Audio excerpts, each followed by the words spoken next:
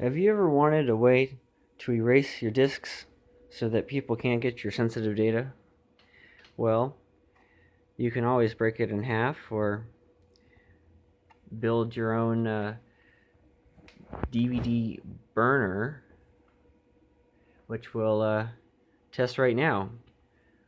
I've already got some electrical tape to start smoking off this laser, and I wanted to see what it would do if I just had it sit on a part of the disc and see if I can make little drawings on the disc. I have the laser set to 2.5 volts and it's directly connected to the diode. No other precautions.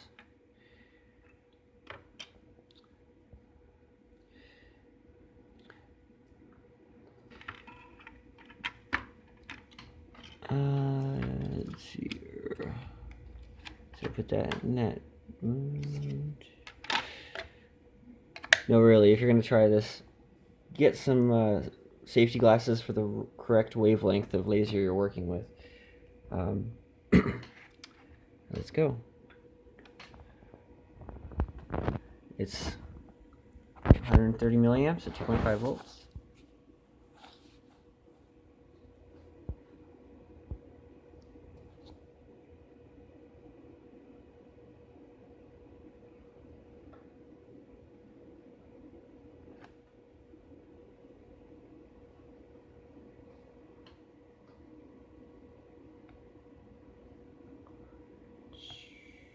One rotation. Oh wow, you can even see the reflection get brighter? That's where I let it burn for a minute, I think.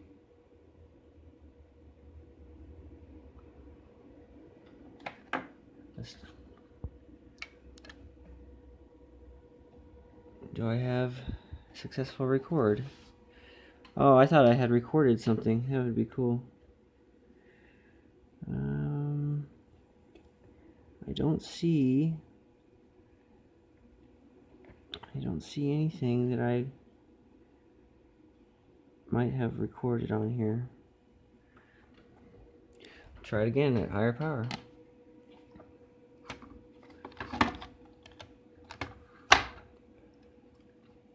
Right there. Okay, it's 2.7 volts.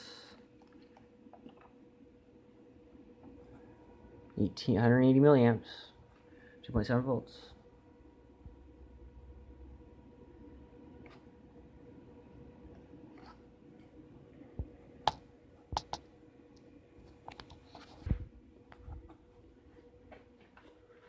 Get the electrical tape out.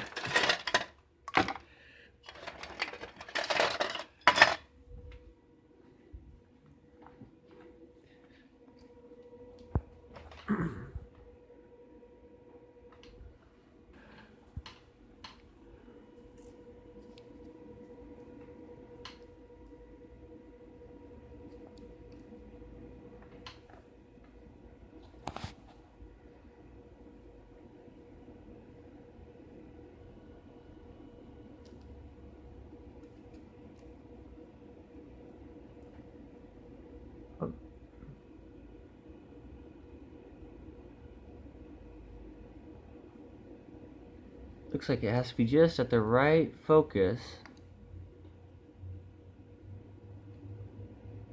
and it'll burn through the tape.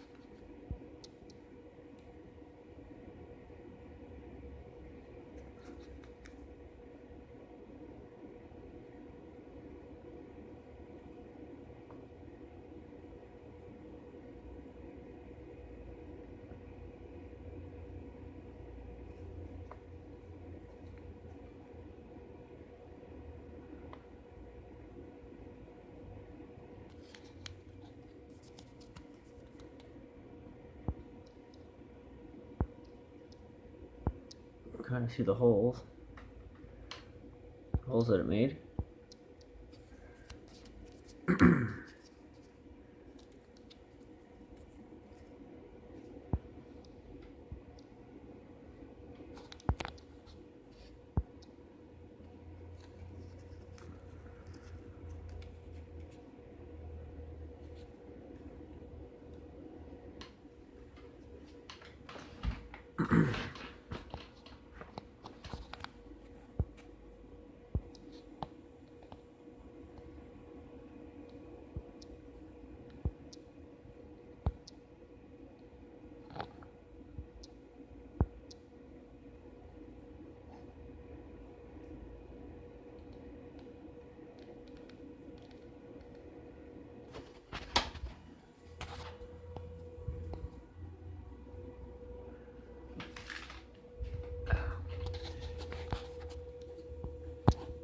Here's the dot pattern I've well, it looks like I did something to the lens or made it dirty. But you can see the coherenceness of the light and how it has all those little ripples. That's the light actually phase cancellation, just like sound waves. And that's me pushing the lens around. Here you can kind of see the side beam, which is made inside of in the optical block. There's a piece of glass that has the right etchings in it so that the beam can be controlled very precisely and split up, in this case for a side beam. And you can also see the A, B, C, and D quadrants. There should be 4. That's for alignment in this direction and this direction. And so I'm guessing that would be the track, or half a track distance, so that it can easily find the track and then align itself to the track. The side beam is there to look for the absence of the track. But this is all just from what I've read. This is the first time I'm actually seeing it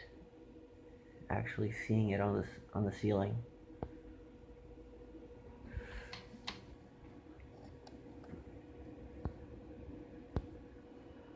Does it hurt?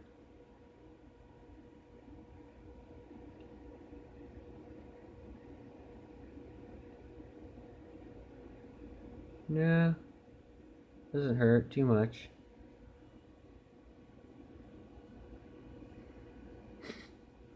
Ooh, is that my finger smoking? I hope not.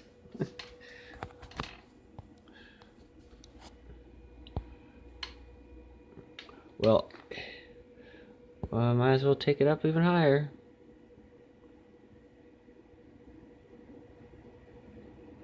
Three volts.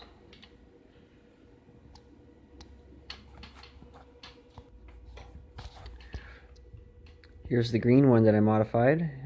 This was a regular laser pointer from eBay. It's a green one. And what I did was, using a pipe cutter, I cut the thing open. And then I figured out where the little potentiometer is and drilled out a hole through the plastic so that I could adjust the power going to the diode. So normally there's a button on the other side for turning it on. I bypassed that, and I drilled a hole through the case so I can access that little potentiometer. And that allows you to adjust the power levels much higher than legally allowed to be sold as.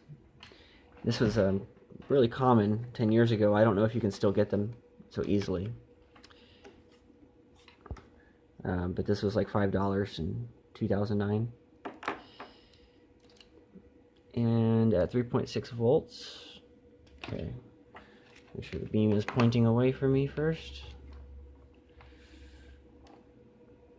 Alright. A little too much power. And there's the green. It's using about half an amp at the 3.6 volts, 3.6. It's using 600 milliamps. But you can actually kind of see the beam in the video there.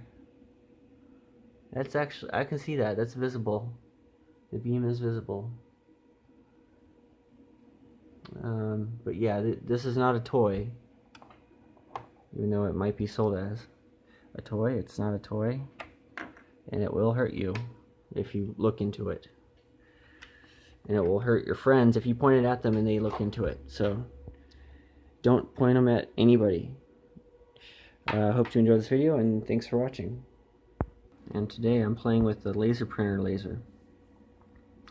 I have it hooked up directly to the diode, to my power supply set right now at 2.8 volts, and it's using about 40 milliamps there.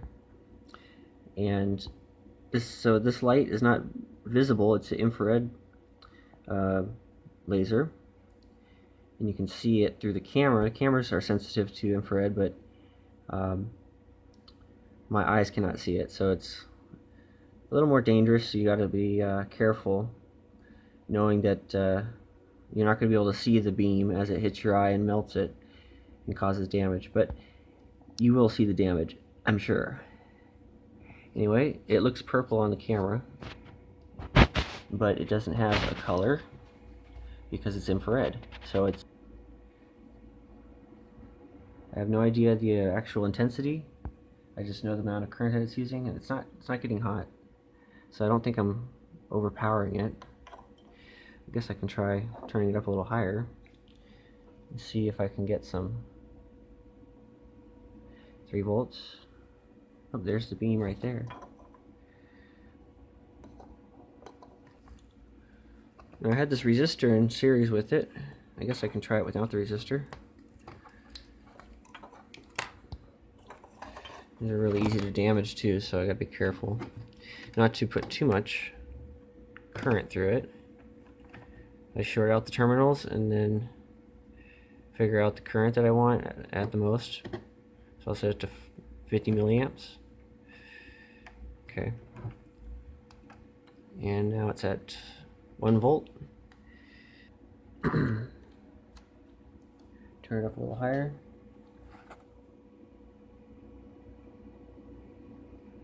It's at 2.2. Okay, at 2.2 is where it maxes out at the 50 milliamps. So that's about the same as with the resistor. Let's take it apart.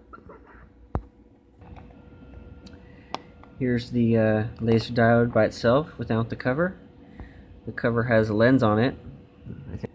Okay, here's the lens from the thing. Let's see, it's a glass lens inside of plastic, and that was arranged like that, just like a laser pointer has. Probably a very similar lens. Here's another laser I've taken apart. This scanner is a laser scanner. This coil here is what makes the little thing go back and forth so that it can make the beam go side to side for scanning barcodes.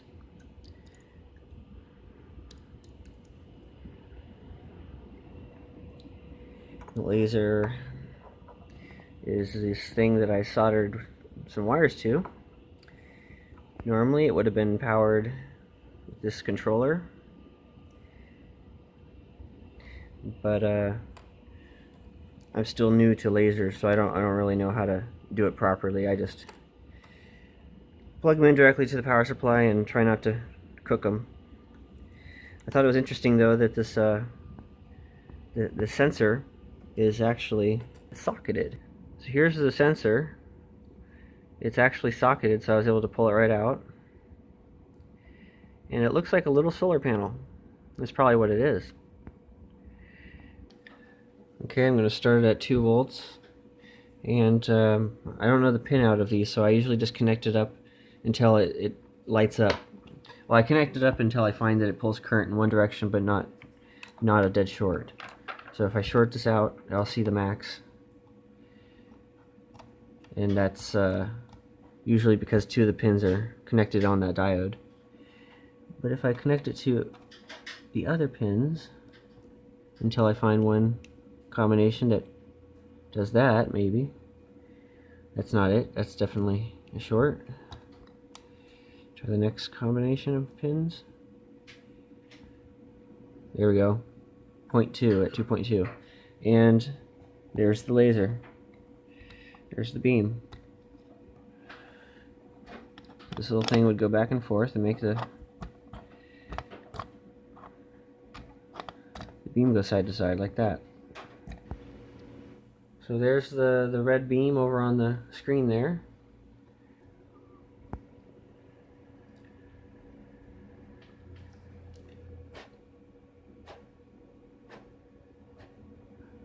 It's just blowing on it.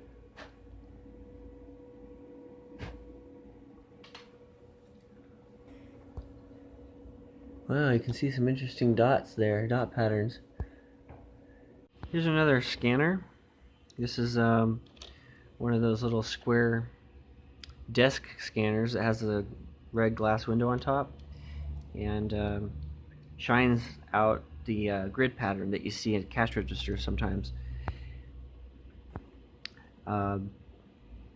There's the pickup head right there. There's the optical sensor. It's not a tape deck. And this little thing here is what reflects the laser at different angles to make that grid pattern. Here's underneath that piece of plastic, and you can see the pickup head. Keep saying head when what I mean is a optical sensor, but it looks just like the other one. It has a different filter over it. It has some kind of piece of glass filter instead of being red like the other one did. Alright, I figure out how to make the thingy start spinning.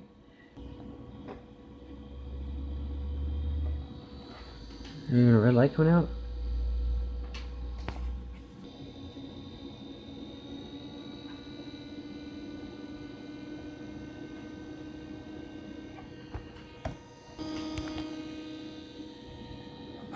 Still quite dim. A little bit higher. 3 volts. Yeah.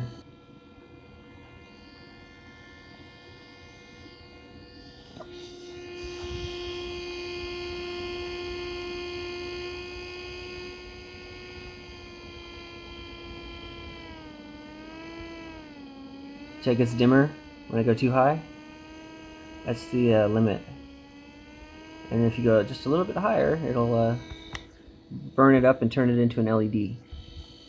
The laser will turn into an LED.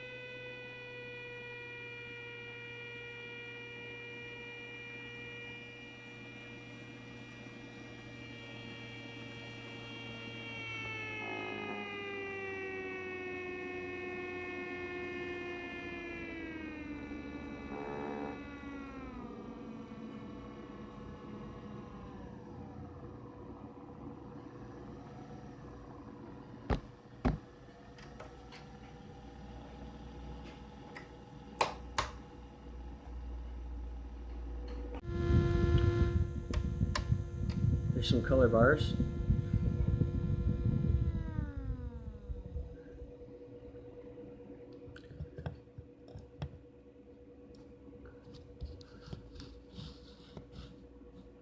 Got the best image I can get of the screen. Speed it up.